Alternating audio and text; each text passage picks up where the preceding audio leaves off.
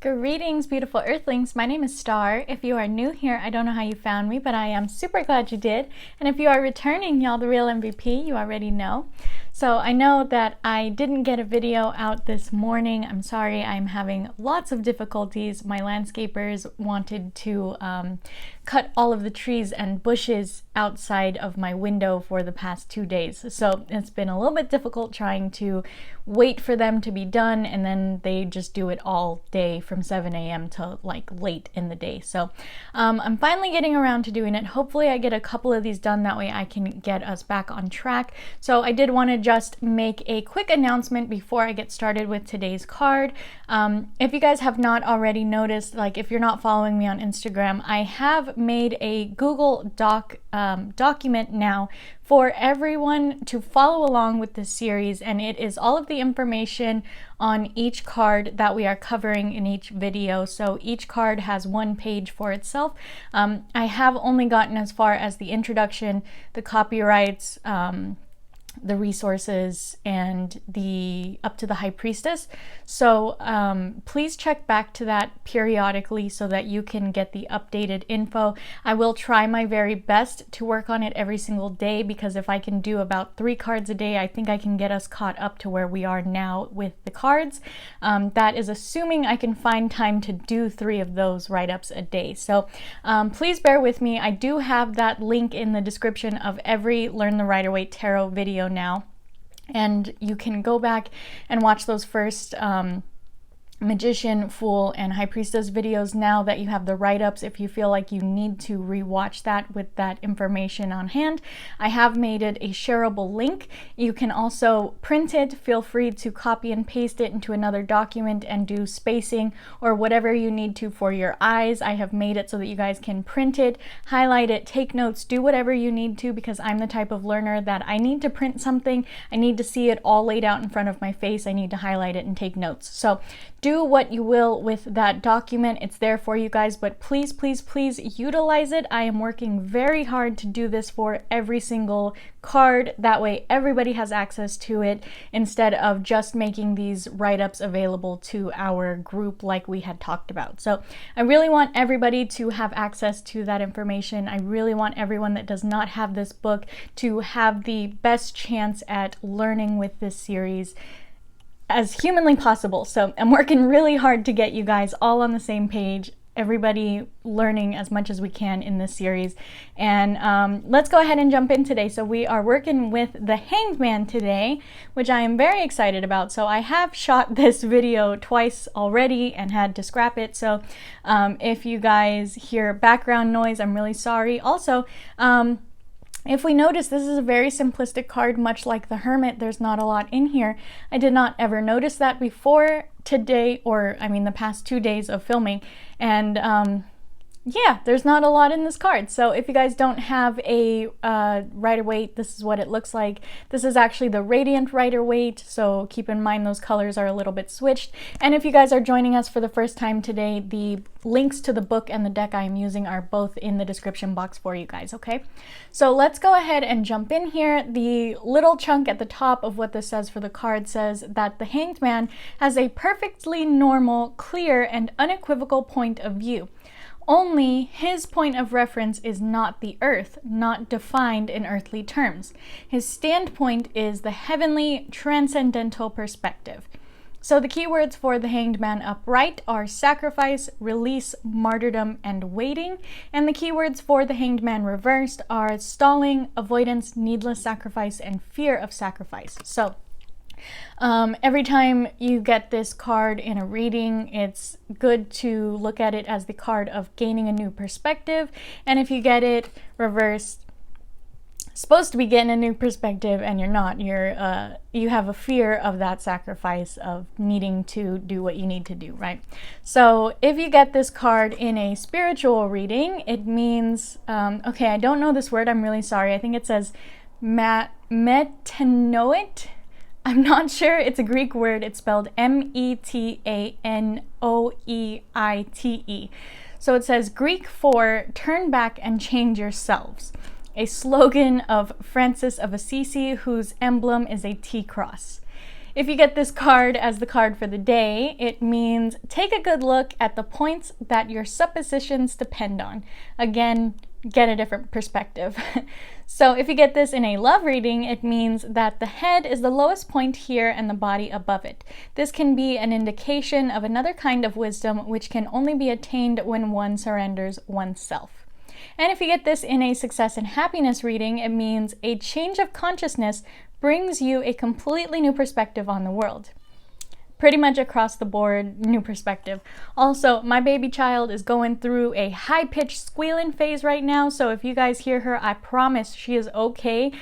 She just really loves her voice and she loves to do a lot with it, so hopefully she's going to be a singer or a speaker of some kind someday, because ever since she discovered her voice, she's having lots of fun with it.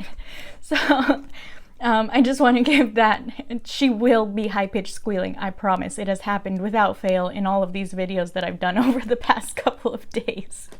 So the first one we're going to look at here is the figure's position or pose. I don't think I need to point at that. And the first one, it does have this figure's position for 2 definitions. And so that is, the first one says, the image is based on Germanic Celtic legend. Both the god Odin and the great magician Merlin each spend days and nights in this position. Shamanic rituals, too, include the process of hanging. Again, figure's position or pose for the second definition here is that arms and head equal a triangle, the legs form a sign of the cross and an inverted 4. Together, the triangle and the cross equals the alchemistic sign for fire or sulfur. In other words, a fiery situation. So the next thing we're going to take a look at here is the T-cross, which is clearly the thing he is hanging on. So it says, the Greek letter tau, or Latin T, is composed of vertical and horizontal lines like this. The tau cross is also the symbol for the famed Saint Francis of Assisi, who said, "What you seek is that which seeks." Again, we are looking at the T-cross. So it says, the negative connotation for the T-cross is the horizontal beam limits the development or fatalism restricts one's higher potential. Also, T as a sign for break as well as a dead end, like a timeout. So again, we're looking at the T-cross for a third definition here. It says, the positive connotation is that the final stage of development has been reached and come to a crowning conclusion. Tau cross equals the greatest happiness and magnificence and the ultimate feeling. So next we're looking at what says the height, and it just shows the whole card, so I'm assuming it's talking about the length of that T-cross, in other words, the height.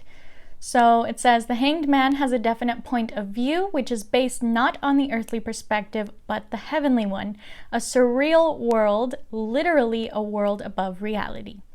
So the next one we've got here, it says the hanging, as you can see, he is hanging by his foot. That's kind of the same color as the wood there. It says this card warns against many kinds of dependency. It also encourages us to take a break from time to time, chill out, and hang around. But first of all, it is an inspiration to depend on what one believes. So the next one we've got here is the radiant crown, which is this glowing thing around his head. That says, he who depends with his whole existence upon that which he considers to be holy experiences, the highest reaches of spiritual strength.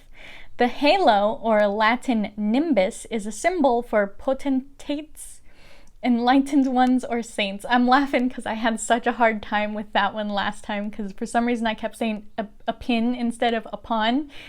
And also potentates. I'm not sure if that's how you say that word. It means enlightened ones or saints, but there's no I in there. I kept saying like potentiates, and it's not. It's potentates. Potentates. I need to move my Alexa in here so I can ask her. So the next one is the cord that's wrapped around his foot. That thing there. That says the right leg equals the conscious side. It is a matter of passion and belief to which we consciously devote ourselves. Warning against the snares of overzealous martyrdom and disabling obsessions. And the last one is the inversion. again, it's just highlighted the whole card because he's inverted. So one way or another, we also depend on our beliefs. All the more important that these should not be superstitious or without faith. There is a need for phases of scrutiny in which we turn ourselves and our values upside down. So usually when this card comes up in a reading for me, I take it as either you are looking at things from a new perspective, you are trying, you are gaining a new perspective, you are on the energetic route of gaining a new perspective, or you need to take a new perspective, you need to take that break, you need to allow yourself to kind of go into hermit mode and hit that hangman there, get him right side up. So I hope you guys were able to retain some of that. Again, please check that Google Docs document link that I have down there in the description for you guys. Check back to that periodically. I will also update you every time I film to let you know how far I have gotten with that, so that you guys know if you feel like you need to go back and rewatch those videos, you can. And if you want to catch up with them as I am doing them, you can totally do that too. So I'm going to try my very best to work my little booty off and get that caught up, because I really want to get it caught up. That way we're doing the same write-ups on the same day with the card that we're doing, instead of playing catch up and having to rewatch videos. So I really hope you guys enjoyed that video. If you made it to the end, please give me a big thumbs up. If you didn't like this video, that's cool. Thumbs down. You don't have to like my video. And I really hope you guys are having a beautiful, wonderful day wherever you are when this video reaches you, my friends. And I can't wait to see you in the next one. Namaste.